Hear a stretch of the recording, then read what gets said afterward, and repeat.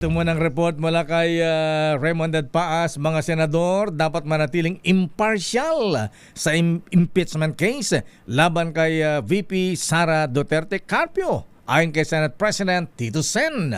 Raymond Paas, please come in. Raymond. Mayor, Go ahead, Raymond. Go. hindi magandang pakinggan na ang mga senador ay mayroon ng pinapanigan sa impeachment case ni Vice President Sara Duterte.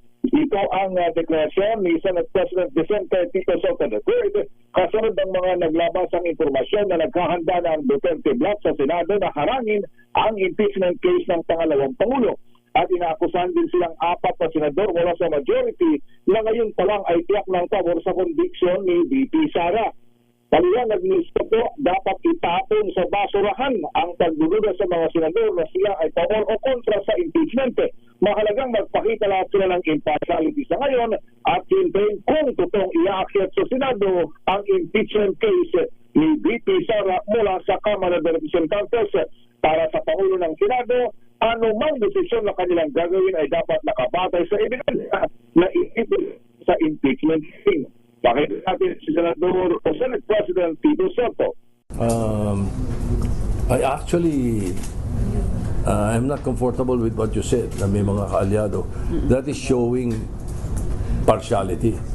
And I would like to think that all 24 senators are impartial and should be and must be impartial. We not only must be impartial, we should look impartial. Kaya kahit na may kakampi siya o may kakampi si ganito o may kalaban si ganito, mali yung pagbibintangan agad natin. Mali yun. Yung mga maduming aligasyon, dapat yun binabato natin sa basurahan. But whether or not may kaalyado siya dito, SP, kailangan yung itakil yung impeachment trial. Oo. Kailangan. Kung pag dumating dito, trabaho ng Senado yun, kailangan aksyon na namin.